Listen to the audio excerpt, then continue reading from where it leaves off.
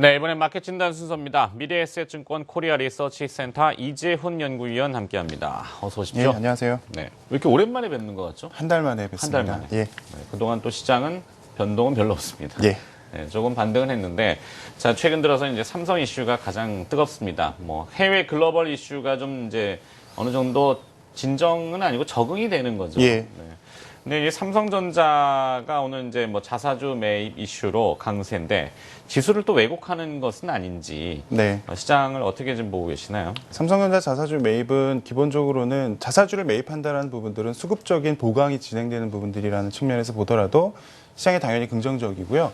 코스피 시장에서 삼성전자를 위시한 삼성그룹주들이 차지하는 비중이 워낙 크기 때문에 분명히 지수에 영향을 줍니다. 오늘 코스피 100종목 중에 6개 종목이 삼성과 관련된 종목들의 상승률이 가장 높고 이들 종목들의 지수 기여율이 21포인트 정도 됩니다. 그럼 만약에 삼성그룹주와 관련된 이슈가 없었다고 가정을 하면 21포인트 정도는 사실 없는 상황이라고 볼 수 있겠고 오늘 외국인 수급하고 기관들의 수급을 보게 되면 업종 매수를 볼 때 전기전자 업종만 동반 매수가 되고 있고 그 이외 유통업종 정도만 일부 좀 대응이 되고 있는 상황이기 때문에 일단 지수 왜곡이라기보다는 지수에 대한 기여는 충분히 삼성전자가 주고 있는 상황인 거는 같습니다. 근데 우리가 이거를 12월 연말 랠리까지도 우리가 연계를 해볼 수 있으려면 네. 기본적으로 삼성전자 자사주 매입과 연계한 수급 상황 그리고 펀더멘탈까지 같이 봐줄 필요가 있다고 보여지는데요.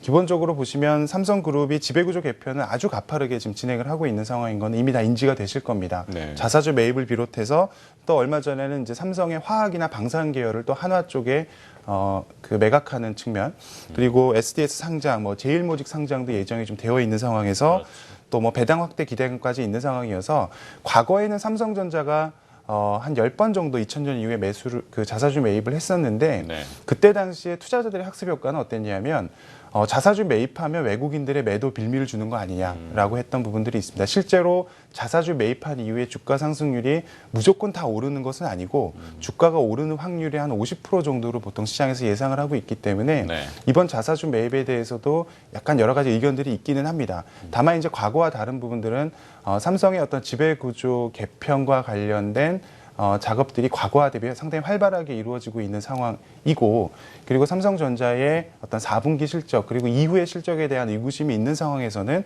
분명히 지금 현재의 결정은 시장 상승에 분명히 좀 도움은 될 거다라고 판단을 하고 있습니다. 다만 네. 이제 외국인들 수급이 얼마나 좀 지속적으로 이어질 만한 이슈인지에 대해서는 조금 분리해서 생각할 필요는 있다고 보여집니다. 네.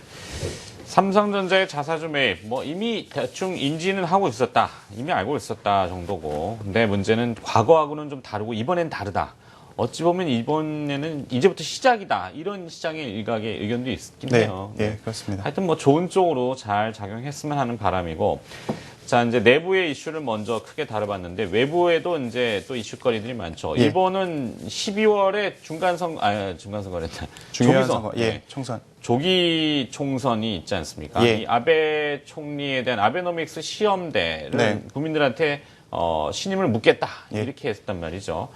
결국에는 뭐 엔화 약세를 멈추기는 어려울 것 같은데 어떻게 또 평가하시는지. 12월 중순 정도로 예상이 되고 있고요. 일본의 조기 총선. 그래서 GDP가 상당히 안 좋아지는 결과가 나오면서 사실 2012년 말 그리고 조금 더 의미 있게 우리가 이해할 수 있는 부분은 2013년 초반부터 아베노믹스가 진행이 되었음에도 불구하고 실제로 경기가 별로 좋아진 게 없다라는 인식들이 나오면서 아베 입장에서는 상당히 전공법을 썼다라고 보여집니다. 과거에도 일본뿐만 아니라 유로존 그리고 기타 뭐 태국 같은 나라들도 조기 총선을 했었던 적이 있는데 네. 그때 당시에 주식시장의 반응을 살펴보면 상당히 재미있는 것이 조기 총선을 실시한다라는 것에 대한 발표는 기본적으로 현재 집권당이 이길 가능성이 좀 높다라는 판단이 있기 때문에 그런 경우들이 많습니다. 그래서 과거의 픽스 국가들의 어떤 그 조기 총선 같은 경우에는 결국 이제 야당이 승리하는 경우들이 많았습니다만 태국 같은 경우는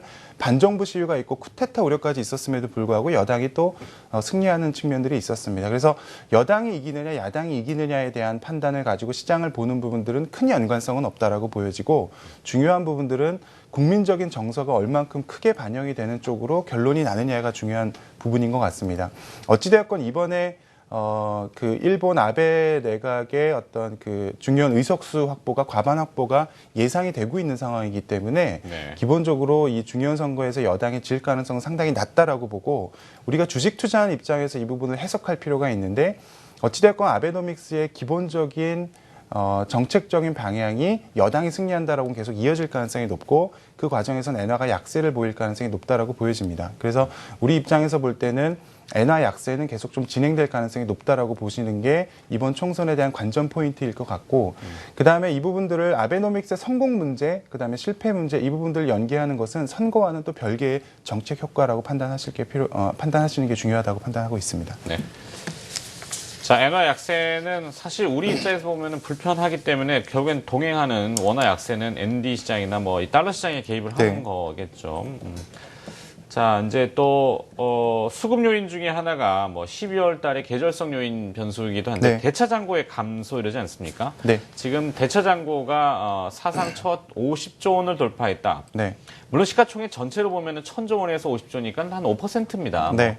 이렇게 많다고 얘기하기도 좀 뭐하긴 한데 네. 어찌됐건 대차 잔고가 계속 꾸준히 늘어났는데 12월에는 감소를 할 수 있다고 이건 네. 어떤 의미이고 여기에 맞는 또 활용 방안 이런 것도 예. 있습니까? 12월 달에 대차 잔고가 줄어든 효과가 있습니다. 아시겠지만 대차 잔고는 어떤 이유에서든 가장 중요한 것은 이제 주식을 빌려서 매도하는 공매도를 하기 위한 주식 빌림이라고 보실 텐데 빌려놓은 잔고, 그러니까 쉽게 말씀드리면 마이너스 통장과 비슷하다고 보시면 되겠습니다. 아, 네. 이 마이너스 통장의 잔고, 즉 대차 잔고가 저는 수량으로 보고 있는데요. 수량이 좀 줄어드는 게 12월 달에는 확연하게 관찰이 되고는 있습니다. 최근 6년 동안의 흐름을 보게 되면 12월 달에 대차 잔고가 전월 대비 줄어들지 않았던 적이 단 한 번도 없습니다. 그리고 1월 달에는 다시 대차 잔고가 좀 증가하는 그런 계절성을 좀 보이고 있는데요. 이 부분에 대해서 좀 의견이 분분하신 것 같아요. 그래서 12월의 계절성이라고 하면 기본적으로 이제 배당, 뭐 의결권 이런 것들이 의미 있게 지금 나타날 수 있는 시기인데 사실 주식을 대여자가 주식을 그러니까 빌려주게 되면 차입자에게 빌려주게 되면 권리가 이양이 되게 됩니다. 근데 배당이라든지 주식을 빌린 데 대한 이자 이런 부분까지도 이제 이양이 되는 것이 아니냐 이렇게 얘기하시는데 네. 결국 배당이라든지 주식 빌리는 데 대한 이자는 빌려준 사람이 가져가게 됩니다. 그래서 이 부분들은 배당을 받기 위해서 주식을 회수한다라는 부분들은 잘못된 해석이라고 보실 거고요. 하지만 왜 주식을 다시 갚아야 되는지에 대해서는 의결권과 관련된 문제가 가장 크다고 보여집니다. 네. 그러니까 주식을 빌려주게 되면 빌려간 사람이 주주명부에 등재가 되게 되고 그 과정에서 의결권을 행사할 수 있게 되는데요.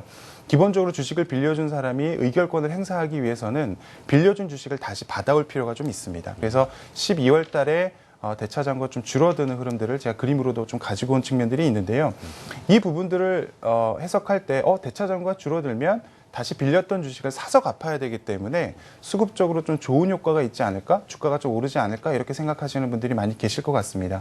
이 보시는 그림의 막대 그래프는 대차 잔고가 최근 6년 동안 평균적으로 감소했다라는 부분을 보여드리는 것이고 네. 작은 점, 이렇게 찍혀 있는 점들은 해당 연도, 해당 월에 6년간의 평균 상승률을 나타내고 있는데 사실 뭐 대차 잔고가 줄거나 느는 것과 관계없이 주가 흐름들이 나타나고 있는 흐름들이 있습니다. 그래서 12월 달에 대차 잔고 축소를 노리고 공매도 포지션이 큰 종목들을 아니면 업종들을 산다라는 접근들은 다소 좀 그 연관성이 좀 없을 수 있기 때문에 이 부분들은 좀 그 종목별로 그 펀더멘탈로 대응하는 것이 오히려 좀 낫다라고 판단을 하고 있습니다. 어찌되었건 12월 달에 대차 잔고 감소하는 부분들 때문에 그 상승률 자체가 평균 한 3% 정도는 올랐다 네. 정도만 체크를 하시는 게 합리적이라고 생각을 하고 있습니다.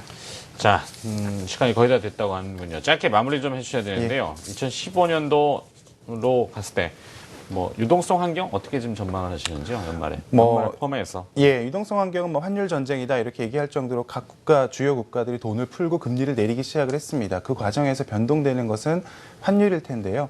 내년도에 미국이 금리를 어느 시점인가 올린다는 부분에 있어서는 과거 큰 트렌드로 보시게 되면 금리가 올라가는 시점에서 주가가 고점을 형성했던 적은 단 한 번도 없습니다. 그렇기 때문에 금리 올리는 것을 주식 매도로 활용하는 전략은 별 의미가 없다라고 생각을 하고 있고 신흥국하고 선진국의 성장률 갭도 2014년도가 제일 바닥입니다. 그래서 2015년부터는 신흥국 쪽으로의 성장률이 점진적으로 개선되는 측면들 체크하시면 신흥국 유동성도 올해보다는 좀 나아질 가능성이 높다라고 보고 있고요. 달러 상승에 대한 어떤 그 가장 큰 변화는 기본적으로 그 액티브 펀드, 그래서 비중을 조절하는 액티브 펀드들의 영향력이 커질 가능성이 높은데 신흥국 중에서도 지금 원자재 시황을 보시면 아시겠지만 자원 부국보다는 공산품 수출하고 있는 중국이나 한국, 대만 같은 나라들이 좀 의미 있게 포커스를 받을 가능성이 높다라고 보여집니다. 그래서 일본 쪽에서의 자금 유입도 생각하시는 분들이 계신데 이 부분들은 그리 크지 않다라고 생각하고 있고요.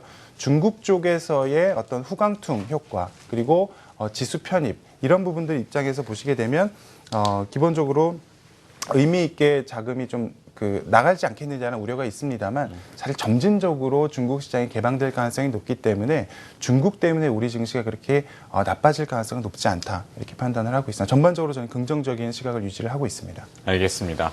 좀 더 구체적인 내용은 미래에셋증권 어디 또 자료가 이재훈 팀장이 올려놓으신 게 있죠? 예, 오늘 저희 그 연간 전망 자료가 오늘 발표가 됐는데요. 네. 같이 참고를 해주시면 될 것 같습니다. 알겠습니다. 네, 방송에서 못 들으신 내용은 미래에셋증권 뭐 찾아보시면 또 될 것 같고요. 또 말씀 주신 분은 미래에셋증권 코리아 리서치 센터 이재훈 연구위원이었습니다. 고맙습니다.